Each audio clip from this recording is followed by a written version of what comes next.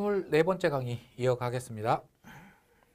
자, 법정이상권이 성립한 건물을 낙찰받을 경우 그 법정이상권도 승계되는지 이 내용입니다. 자, 토지와 건물이 있는데요. 이미 어떤 이유에서든 뭐 관습법상의 법정이상권일 수도 있고요. 뭐 민법상의 법정이상권일 수도 있고요. 법정이상권이 성립을 한 겁니다. 이런 상태에서 건물만 매각되는 경매되는 경우죠. 이런 경우에 요 건물만 낙찰을 받는다면 요 건물을 위하여 성립한 법정지상권이 그대로 승계가 되는지, 만약에 승계가 된다라고 한다면 낙찰자는 건물값만 내고 토지값은 안 내고, 그죠? 건물을 계속 사용 수익할 수 있잖아요. 우리 뭐 서울 한복판 같은 경우에 뭐 몇십억짜리 빌딩 그 감정평가서 보면은요 거의 토지값이거든요.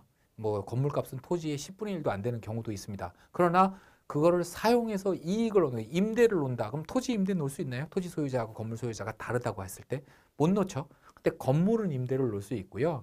그 임대 가격이 토지 소유자가 건물 소유자하고 다르다는 이유로 임대 가격이 낮아지지도 않거든요. 그래서 이론적으로만 본다면 이렇게 토지 가격이 엄청나게 비싸다. 엄청나게 비싸다는 얘기는 그만큼 상권이 좋다는 얘기거든요. 굉장히 상권이 좋은 자리에 법정지상권이 성립하는 상가 건물만 취득을 하게 되면 굉장히 헐값의 건물을 취득을 해서 임대 수익을 어마어마하게 창출할 수 있는 그런 결과를 낳을 수도 있습니다. 그거에 대한 질문이에요. 자, 건물만 매각하는 경매 사건을 관심 있게 보고 있습니다. 이 경매 사건의 건물과 그 토지는 동일인의 소유였대요. 일단 예전에 소유자가 서로 같았대요. 같았는데 3년 전에 토지만 타인에게 매매됐대요. 토지만 타인에게 매매됐대요. 그러면 이건 뭐 저당물의 경매로 인한 법정지상권은 아니라 일단 매매로 인한 그 법정지상권이니까 관습법상의 법정지상권이 성립했다고 볼 여지가 크죠. 매매됐습니다. 매매 당시에 토지와 건물의 등기상 소유권, 그러니까 토지뿐만 아니라 건물에도 등기부는 존재했었네요. 그러니까 우리가 전 시간에 공부했던 이게 상속이냐 매매냐 뭐 소유권 물권 변동의 효력이 언제 발생했느냐 이런 걸 따질 필요도 없는 거죠. 매매고 둘 다 등기가 있었기 때문에 당연히 등기하지 않은 거는 전소유자대로 그대로 남아있는 겁니다. 등기상 소유권 외의 어떤 권리도 설정되어 있지 않았고요. 그렇다면 관습법상 법정지상권이 성립했다고 볼 수 있는데 당연하죠. 그죠? 이런 건물을 낙찰받는다면 낙찰자는 그 법정지상권을 승계하는지요. 그래서 그 건물을 철거하지 않고 그냥 계속 그 임대사업을 할 수 있는지요. 이렇게 물어봤습니다. 근데 질문만으로 봤을 때는 특별한 사정이 없는 한 요 분석이 많습니다. 그런데 특별한 사정이라는 거는 얼마든지 있을 수 있기 때문에 사실상 이런 분석에 의해서 토지 소유권과 함께가 아닌 건물만을 취득하는 것은 위험할 수 있어요. 우리가 경매 시장에서 이제 많이 그 회자되고 있는 내용이 뭐냐면 경매 시장이 요즘 워낙 안 좋기 때문에 경매에서 어떤 수익을 내기는 사실상 어렵다, 불가능에 가까워졌다 이런 얘기들이 굉장히 많아요. 이러다 보니까 남들이 안 하는 거를 해야 돈을 벌 수 있다. 그래서 우리가 얘기하는 게 특수물건, 특수 권리가 있는 특수 물건을 해야 수익을 많이 낼 수 있다. 이러다 보니까 이런 리스크 있는 물건만 찾아서 수익을 내는 쪽에 강의나 책들이 많이 나와 있고요. 그래서 그런 거를 본 독자들이 나도 이거를 해야겠다라고 생각하는 경우가 꽤 많이 있습니다만 사실상 그런 매체에서 소개되고 있는 방법이라는 거는 변수가 너무 많아요. 그래서 사실상 책 몇 주를 읽어보고 그런 방법을 통해서 수익을 실현한다는 거는 굉장히 좀 위험할 수 있습니다. 일단 볼게요. 어떤 리스크가 있을 수 있는지. 첫 번째는 뭐냐면요. 배제특약입니다. 배제특약. 이게 지금 아까 질문의 내용은 뭐였죠? 3년 전에 토지와 건물이 다 등기가 있었고 둘 다 동일인 소유였어요. 이런 상태에서 매매에 의해서 토지만 매각이 됐다는 거죠. 이것만으로는 관습법상의 법정지상권이 성립하는 게 맞는데 관습법상의 법정지상권이라는 것은 다른 법정지상권과 달리 특약으로 지상권을 배제할 수 있죠. 이게 관습법상의 법정지상권이 다른 원인으로 인한 그 법정지상권과 다른 점입니다. 근데 우리가 일반적으로 상식적으로 생각을 해보면 토지와 건물이 다 등기가 있고 둘 다 동일인 소유인데 토지만 매각하면서 이거를 여러분 같으면 사겠어요? 토지만? 저는 안 삽니다. 저는 안 사죠. 당연히 건물까지 같이 사면 모를까? 이 등기까지 있는 거를 왜 안 사겠어요? 그렇다고 한다면 사실은 토지를 취득한 사람이 이 건물을 멸실하고 그러니까 헐고 거기다 번듯한 새 건물을 짓기 위해서 토지를 취득하는 경우가 대부분입니다. 거의 이 케이스는 그 경우가 대부분이에요. 근데 건물까지 같이 취득을 해서 헐게 되면 어차피 헐어버릴 건물에 대해서 소유권 이전 비용이 한 번 더 발생하잖아요. 그죠? 그러다 보니까 소유권 이전, 토지는 계속 가져가야 되니까 자기 앞으로 소유권 이전을 하고 이거는 헐어버릴 거니까 소유권 이전을 하지 않고 전소유자로 그대로 놔두는 거예요. 그런 상태에서 전소유자가 헐어버리는 거죠. 그러면 새로 취득한 매수자 입장에서는 자기 토지 위에 아무것도 없는 게 돼버리기 때문에 이러한 케이스가 거의 대부분이라고 보시면 되고요. 이러한 원인으로 토지만 소유권 이전 등기가 되는 경우는 대부분 다 관습법상의 법정지상권을 배제하는 특약이 계약서 상에 명시가 됩니다. 근데 관습법상의 법정지상권이라는 거는 등기되는 게 아니기 때문에 다시 말해서 공시되는 게 아니다 보니까 매수자와 매도자가 작성한 매매 계약서 상에 특약 한 줄로 관습법상의 법정지상권을 배제하는 특약이 있었나 없었나라는 걸 우리는 알 수가 없는 거예요. 근데 외형만 보고 이거는 건물에 대해서 건물을 위해서 법정지상권이 성립했네. 건물을 내가 취득하면은 토지는 지료만 내고 최소한의 지료만 내고 계속해서 이 건물을 사용 수익할 수 있겠네. 이렇게 생각하는 건 굉장히 위험합니다.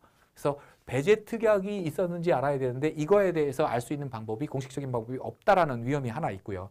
또 하나는 뭐냐면 법정지상권이 성립했다고 하더라도 건물 소유자의 의무 불이행이 있을 수 있습니다. 어떤 경우냐면 적법하게 법정지상권이 성립했어요. 다시 말해서 배제 특약이 없었습니다. 배제 특약이 없었기 때문에 법정지상권이 성립했어요. 했는데 지상권이 성립했다고 하더라도 이기, 지료, 2년분의 지료를 내지 않으면 토지 소유자는 건물 소유자를 상대로 법정지상권의 해지 통보가 가능하죠. 물론 2년분의 지료를 내지 않았다고 해서 그 사실 발생만으로 무조건 해지의 효력이 발생되는 건 아닙니다. 소멸의 효력이 발생되는 건 아니고요. 그런 해지 사유가 발생하면 토지 소유자는 해지를 청구할 수 있고요. 그 청구가 상대방한테, 건물 소유자한테 도달하는 순간 법정지상권은 소멸합니다. 자, 2년 동안 지료를 안 냈어요. 그래서 토지 소유자가 통지를 보내서 건물 소유자가 그걸 받아본 상태입니다. 다만 아직 철거 집행만 안 한 상태예요. 이런 상태에서 건물이 경매에 나왔다. 그걸 낙찰받으면 이미 앞서 성립한 법정지상권이 해지됐죠. 해지된 상태에서 그 건물을 취득한 거기 때문에 토지 소유자가 철거를 청구하면 나는 소송에서 질 수밖에 없습니다. 이런 위험이 있는데 건물 소유자가 토지 소유자한테 2년분의 대금을 안 냈는지 알 수 없고요. 안 냈던 경우에 해지 통지를 했는지 안 했는지 알 수가 없습니다. 그죠? 그래서 이것도 역시 건물만 매각하는 경매 사건에서 입찰자들이 사전에 진단할 수 없는 리스크 중에 하나라고 보시면 됩니다. 이거 말고 리스크는, 위험은 또 있습니다. 임대차 계약에 따른 법정지상권의 소멸, 요거는 꼭 건물만 취득하는 경우가 아니라요. 여러분들이 토지, 건물 이거를 매매하는 또 경매로 낙찰받는 과정에서 이러한 법리는 좀 알아두실 필요가 있습니다.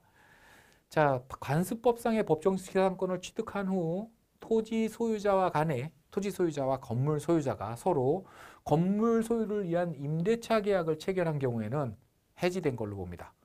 이 경우에는 임차권을 취득한 경우 관습법상의 법정지상권을 포기한 것으로 봅니다. 근데 실무에서는 이런 경우가 되게 많아요. 이런 경우가 어떤 경우냐면 토지만을 낙찰받았습니다. 건물이 있는 토지만을 낙찰받았습니다. 또는 건물만을 낙찰받았습니다. 이래서 법정지상권이 성립이 됐어요. 그래서 뭐 소송을 통해서 법정지상권이 존재하는 걸로 확정 판결을 받든 아니면 당사자가 서로 인정을 해서 이거는 법정지상권이 인정되니까 그냥 지료만 서로 주고 법정지상권 존속기간 내로 사용을 하세요. 서로 양해가 됐습니다. 이럴 때 그럼 우리 서로 합의된 내용을 계약서로 하나 작성을 하시죠 해가지고 계약서를 작성을 하면서 거기다 토지 임대차 계약서 이렇게 쓰는 분들이 실무적으로 굉장히 많아요. 굉장히 많은데 참 재미있는 건 뭐냐면 우리가 전세권이 있어요. 전세권이 있는 상태에서 임대차 주택에 대해서 전세권이 있는 상태에서 임대차 계약을 체결한다고 하더라도 두 개 다 권리를 인정해 주죠. 임대차 계약을 새로 작성했다고 해서 그리고 주택임대차보호법 상의 대항 요건을 갖췄다고 해서 전세권이 소멸하지 않거든요. 근데 이 경우에는 법정지상권 분명히 물건입니다. 법정 물건이에요. 물건을 가지고 있는 자가 임대차 계약에 의해서 채권으로서의 임차권 계약을 하게 되면 이걸 포기한 걸로 보겠대요. 법정지상권. 우리 판례는 그런 입장입니다. 그러니까 법정지상권이 성립하는 건물 소유자가 그냥 아무 생각 없이 토지 소유자가 인정해 주겠대요. 철거 소송 안 하겠답니다. 그래서 그럼 합의된 내용 계약서를 하나 씁시다 해가지고 계약서를 썼는데 거기다 임대차 계약서 이렇게 써버리면 법정지상권 소멸하는 거예요. 물론 채권으로서의 임대차 계약은 있습니다. 자, 근데 이렇게 되면 차지권의 문제가 나옵니다. 차지권은 뭐냐면요. 민법에서 규정하고 있는 내용인데요. 그 지상권 설정 등기를 하지 않았다고 하더라도요. 토지 임대차 계약을 하고요. 그 임대차 계약의 내용이 건물 소유라고 한다면 건물 소유를 목적으로 임대차 계약을 했다고 한다면 이 지상권자는 이 건물을 등기하는 것만으로 거의 뭐 딱 그건 아니지만 지상권 토지 임차권으로서 차지권을 취득한다 이렇게 규정을 하고 있어요. 그러면 차지권을 갖고 있으니까 다른 사람한테도 대항할 수 있는 이런 거예요. 그러면은 법정지상권은 없다고 하더라도 토지에 대한 임대차, 건물 소유를 위한 임대차가 작성이 됐고 그 지상 건물이 등기가 되어 있으니까 민법 규정 차지권으로 대항할 수 있는 거 아니냐 이 얘기가 나오는데요. 차지권은 임차인, 그러니까 건물 소유자죠. 건물 소유자 입장에서 토지 소유자가 바뀌어도 계속해서 자기의 임차권을 주장할 수 있다라는 그 대항력에 관한 문제이지 채권인 차지권을 자기가 건물을 매다 하면서 같이 이 차지권까지 건물에 끼워서 팔 수는 없다 판례가 있습니다.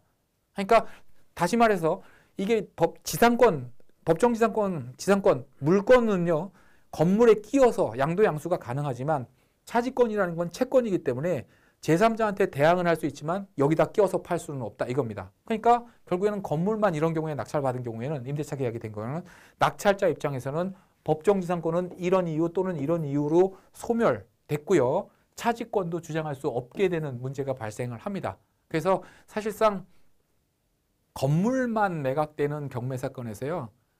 이 건물의 법정지상권이 성립했다 안 했다라는 거를 100% 완벽하게 분석할 수 있는 방법은 현실적으로 없다고 보시는 게 맞습니다. 그래서 저는 토지만 매각되는 경우에는 그게 분석이 가능해요. 이거는 100% 성립해. 이거는 100% 성립하지 않아. 다 그런 건 아니고요. 그렇게 분석이 가능한 건도 있습니다. 그러나 건물만 매각하는 사건에서는 이거는 법정지상권이 100% 성립해, 100% 성립하지 않아 라고 분석할 수 있는 건은 거의 없다고 보시는 게 맞아요. 근데 투자라는 것은 또 도박하고는 다른 얘기죠. 그죠? 조금 수익을 욕심을 버리더라도 내가 명확하게 안정성에다 무게중심을 좀 두고 투자는 응할 필요가 있습니다. 다음 사건 한번 볼게요. 다음 질문이요. 자, 이번에는 반대입니다. 법정지상권이 성립하지 않는 토지를 취득한 후에 건물을 날로 먹는 방법. 그죠? 계속 나오겠습니다. 자, 토지가 있고요. 이 위에 건물이 있습니다. 이 건물이 있는데 이 토지만 지금 경매되고 있어요. 경매되고 있어요. 그래서 이 토지를 취득을 하게 되면 법정지상권 성립하지 않으니까 건물 철거 들어가야 되고요. 그 다음에 손해배상 또는 부당이득 반환 청구 들어가죠. 그렇게 돼서 법정지상권이 성립하지 않는다 그러면 이거는 둘 다 승소합니다. 당연히 승소해요. 패소하면 법정지상권이 성립한다는 얘기고요. 그건 입찰 전에 내가 권리 분석을 잘못했다는 얘기겠죠. 그러니까 법정지상권이 성립하지 않는다는 전제에서 얘기를 하면 건물 철거 당연히 승소하고 부당이득 반환 또는 손해배상 청구 승소합니다. 자, 이렇게 보면 둘 다 승소를 했다는 얘기는 건물 철거는 금전채권이 아니죠. 그죠? 금전채권이 아닙니다. 근데 손해배상 또는 부당이득 반환 청구는 금전채권이에요. 금전채권을 실행하면 뭐가 돼요? 경매가 되잖아요. 그 채무자의 소유 물건에 대해서 경매를 신청할 수 있잖아요. 그래서 승소한 금전채권에 대해서 이 건물을 경매 신청하는 거예요. 그리고 경매 절차에서 철거에 대한 확정 판결이 있었음도 같이 의견서로 제출을 해요. 그러면 누구든지 간에 이 건물을 낙찰받았을 경우에는 토지 소유자가 철거를 이미 승소까지 받아놨으니까 집행만 하면은 이 건물 없어진다는 얘기거든요. 그러니까 아무도 못 사는 거죠. 그래서 이 건물을 사고도 취득하고도 철거로부터 안전할 수 있는 사람은 결국엔 누구밖에 없어요? 이 낙찰자밖에 없죠. 자기가 토지 소유자니까. 철거의 권한을 갖고 있는 토지 소유자가 낙찰받았다. 그러면 내 땅 위에 내 건물이 있는 거기 때문에 그래서 이 사람밖에는 취득을 못하고 그러다 보니까 건물이 굉장히 가격이 많이 유찰이 돼서 떨어지고 헐값에 이 건물까지 취득할 수 있는 그런 이점이 있습니다. 요거에 대한 또 연구를 하시는 분이에요. 질문자는. 그래서 법정지상 토지만 건물이 있는데 토지만 경매되는 사건을 다 서치를 해서 그중에서 법정지상권이 성립하지 않을 만한 토지만 입찰해서 건물 소유자를 상대로 소송해서 건물까지 헐값에 취득하는 이 전략으로 투자를 하시는 분이에요. 자, 지상에 건물이 있는 토지만을 매각하는 경매 사건에서 입찰하려고 합니다. 2007년 토지의 저당권이 설정된 당시에는 건물이 없었대요. 저당권 설정 당시에 건물이 없었다. 이게 100% 확실하다, 사실이라고 한다면 더 이상 따져볼 것도 없이 법정지상권은 성립하지 않겠죠. 토지를 낙찰받더라도 법정지상권은 성립하지는 않을 것으로 판단되는데 토지 낙찰받은 후에 건물 소유자를 상대로 건물 철거 및 손해배상, 요거죠. 건물 철거 및 손해배상 설명드린 그 내용입니다. 손해배상을 청구해 건물에 대한 경매를 신청할 계획입니다. 이런 경우 주의해야 할 사항이 있는지요? 요것도 있습니다. 자, 먼저 질문은 뭐였어요? 법정지상권이 성립하는 건물을 취득하는 경우. 지금은 법정지상권을 성립하지 않는 토지를 취득하는 경우예요. 둘 다 유리한 경우죠. 건물 취득자 입장에서는 법정지상권이 성립해야 유리한 거고 토지 소유자 입장에서는 법정지상권이 성립하지 않아야 유리한 거죠. 요 유리한 거를 전체를 다 사면 비싸니까 하나만 사서 이익을 극대화하는 그런 기법입니다. 자, 여기도 볼게요. 리스크가 어떤 게 있는 거죠. 건물 소유자의 손해배상 채무를 이행, 이게 문제가 됩니다. 이게 승소는 한다고 그랬죠. 건물 철거 1, 청구 취지 1 승소하고요. 그 다음에 두 번째 손해배상인데 여기서 승소를 해야 금전 채권이 발생을 하는 거 확정되는 거고요. 금전 채권이 있어야 건물 철거를 하죠. 근데 토지 임대료 상당의 지료가 책정이 됐습니다. 그 지료 상당의 손해배상 금액이 확정이 됐습니다. 그래서 이거 갖고 경매를 신청하려고 했더니 그 손해배상금을 건물 소유자가 지급해버리는 거예요. 연간 예를 들어서 뭐 500만 원에 상응하는 손해배상을 지급하라 라고 판결이 땅땅 났습니다. 연간 500만 원씩 내버리는 거예요. 내도 이익인 게 이 건물 소유자 입장에서는 임대료가 훨씬 더 많이 나오거든요. 그거보다. 그러니까 지료를 내고 내가 계속 이거를 임대를 하겠다라고 한다면 금전 채권이 소멸을 하죠. 손해배상 채권. 남는 거는 집행할 수 있는 거는 뭐예요? 철거밖에 남지는 않습니다. 그러면 이 건물이 탐나서 이 아까운 건물을 좀 헐값에 받으려고 토지를 낙찰받아서 소송까지 한 건데 낙찰받으려고 소송까지 한 건데 경매를 못 집어넣어요. 이제는 철거밖에 못 합니다. 이런 경우가 애매해지는 경우예요. 그래서 반드시 승소하면 경매를 집어넣을 수 있는 게 아니라 우리가 경매는 금전 채권을 갖고 집어넣는 게 경매인데 어떤 때 신청할 수 있어요? 나한테 당연히 줄 돈이 있는데 안 주는 겁니다. 그러니까 안 주니까 법원에다가 얘 재산을 팔아서 그 돈으로 내 채권을 만족시켜 주세요 라고 청구하는 게 경매잖아요. 근데 알아서 임의로 줘요. 따박따박. 매년 1월 1일 날 500만 원씩 따박따박 줍니다. 판결 난대로. 이러면 경매 못해서 그냥 계속 지료만 받고 지내가야 돼. 아니면 과감하게 그냥 철거를 집행해버리고 내 돈을 들여서 신축을 하든가 둘 중에 하나 선택해야 되는 상황이 발생하는데 그것까지 고려를 하셔야 되고요. 그 다음에 미등기의 불법 건축물일 경우에 이것도 문제가 됩니다. 미등기의 불법 건축물. 이 건물이 미등기입니다. 지금. 미등기 건물이에요. 이 미등기 건물도 원래는 등기된 부동산을 경매할 수 있죠. 왜냐하면 경매 개시결정 등기 자체도 등기부에 기재가 되는 거기 때문에 미등기 건물은 그 자체로는 그 경매를 신청할 수 없지만 우리 민사집행법은요. 미등기 건물도 경매를 진행할 수 있게 신청할 수 있게끔 규정을 하고 있습니다. 자, 경매 신청서에는 집행령 있는 정보 외에 다음 각 호에 어느 것을 붙여야 된다라고 되어 있습니다. 자, 채무자 소유로 등기된 부동산이니까 이건 해당 사항 없고요. 미등기니까. 채무자의 소유로 등기되지 아니한 부동산, 미등기 부동산이죠. 아니한 부동산에 대해서는 즉시 채무자 명의로 등기할 수 있다는 것을 증명할 서류, 그죠? 아직 그 건축 허가를 받고 건축 신고를 하고 착공에 들어가서 거의 완공 단계입니다. 근데 아직 사용 승인이 안 떨어졌기 때문에 준공이라고 그러죠. 준공이 안 떨어졌기 때문에 미등기인 겁니다. 이거는 즉시 건축주의 이름으로 소유권 이전 등기, 보존 등기가 가능하다라는 것을 제출할 수 있겠죠. 근데 다만 그 부동산이 등기되지 아니한 건물 인 경우에는 그 건물이 채무자의 소유임을 증명할 서류, 그 건물의 지번 구조 이런 걸 다 해야 되고요. 중요하죠. 건축허가 또는 건축신고를 증명할 서류를 첨부해야 된다고 합니다. 건축허가, 건축신고도 안 하고 그냥 지어놓은 미등기 건물은 우리 민사집행법 규정에 의해서도 등기 신청이, 아니 경매 신청이 불가능하다라는 거예요. 그래서 이게 미등기 건물일 경우에는 경매할 수 있는 방법은 없고 이때도 오로지 철거하는 방법밖에는 없죠. 그죠? 철거하는 방법. 그래서 요 건물을 그냥 거저 먹겠다. 헐값에 먹겠다라는 작전은 실패할 수도 있습니다. 또 하나 마지막의 경우는 뭐냐면요. 제3자가 낙찰을 받는 거예요. 실제로 이런 일이 있었습니다. 요거는 좀 그림으로 그려서 설명을 드릴게요. 자, 토지가 있었고요. 건물이 있었습니다. 뭐 정확하게 제가 꽤 오래전이라 정확하게 금액을 기억하는 건 하지는 못하는데요. 20억 정도 됐다고 볼게요. 건물 가격이 꽤 임대성이 좋았습니다. 근데 요거에 대해서 먼저 토지만 매각이 됐고요. 분석을 해보니까 법정이상권이 성립하지 않는 거예요. 그래서 토지만 낙찰받아서 건물 철거 소송하고 손해배상 청구 소송에서 금전채권으로 경매해야지. 이게 아주 기본적인 형태니까요. 낙찰을 받았습니다. 낙찰을 받고요. 당연히 계획대로 소송을 했고요. 승소했습니다. 철거도 승소했고 손해배상도 승소했습니다.